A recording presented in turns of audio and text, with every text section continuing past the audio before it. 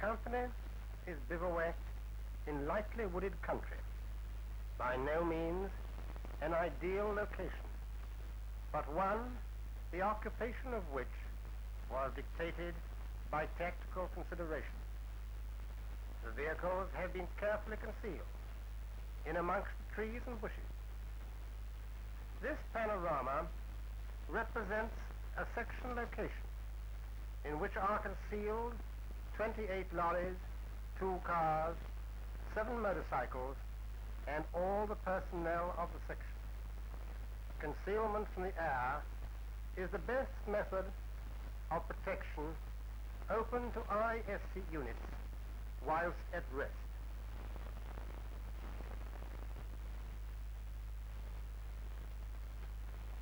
Vehicles have been hidden with the use of camouflage.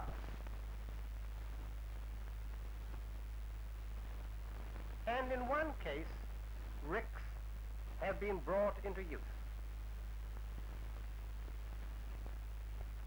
An avenue of trees has offered a home safe from the prying eyes of enemy airmen. Notice carefully that each of the windscreens have been covered with sacking in order to prevent attention being drawn to the vehicles by the reflection of the sun. The workshops are busy, stores being drawn from the store line. While the workshop lorry itself is hard at work, the cooks are preparing the midday meal, the Aldershot oven and trench cooking being used.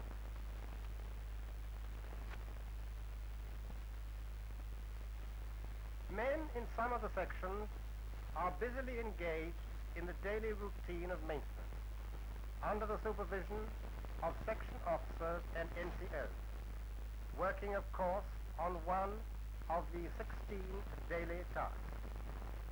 Anti-tank rifles have been sighted to cover approaches to the position, and where necessary, roadblocks have been put out. At one roadblock, a position has been prepared from where Molotov bombs can be used against any enemy vehicle halted at the obstacle. Light machine guns ready to repel enemy air attack are in position, carefully concealed, and with the gun teams ready for action. Air and gas sentries have been posted and are equipped with gas detector discs, gas alarm rattles, and whistles for warning of air attack and general alarm. Weapon pits have been prepared for riflemen in support of the light machine guns and anti-tank rifles. Split trenches have been dug for protection against attack from the air. The sketch now on the screen shows roughly the area occupied by the company, being approximately 1,000 by 750 yards. The 3 operating sections are each between 25 to 30 vehicles, occupying the areas now shown by the dotted line. A section is well hidden in a thick avenue of trees. B section is not so fortunate, being located in the area covered by the panorama at the beginning of this film. C section has an area very similar to that occupied by B. In allotting the area to workshops, room has been provided for 10% of the total vehicles of the company, in addition to the 6 of its own. Company headquarters is well situated to exercise control.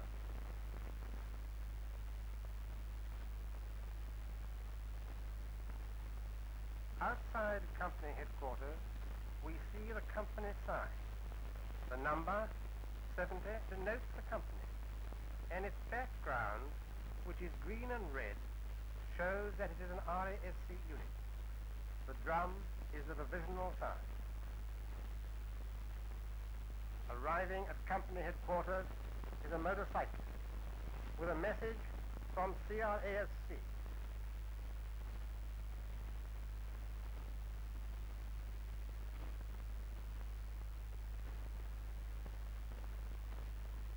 The message is taken to the company commander.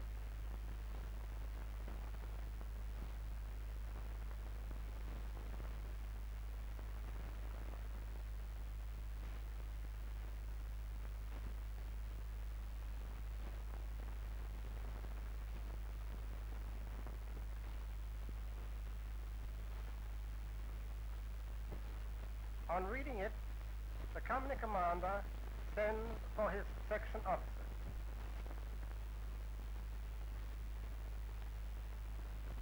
The section officers arrive, and you will notice that with one exception, they are careful not to bring their cars right to the headquarters, so making it an obvious sight. The company commander's verbal warning orders include instructions regarding route, dispersal points, and time of arrival there. He appoints the second in command to carry out the move and orders a reconnaissance party consisting of a representative from each section to report to him in 30 minutes' time. He arranges for one subsection of the workshops to remain behind until the following day to complete some work which is in hand. The move from the old location is through country over which the company has been operating for some time and is well known to all concerned. About 15 miles has to be traversed before arriving at a new location at Lenpark.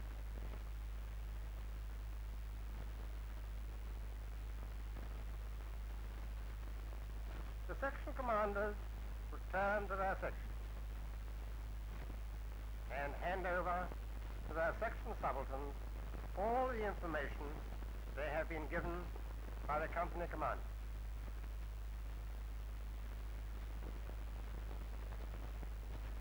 The section officers then return to the company headquarters. A and B section officers have already returned to take their place in the reconnaissance party, while the commander of C section decides to send his section subaltern.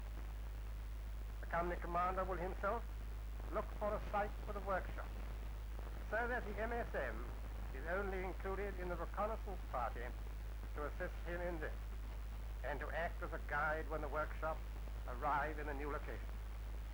You will notice that on moving off, the reconnaissance party is careful to maintain correct distance between vehicles on the road.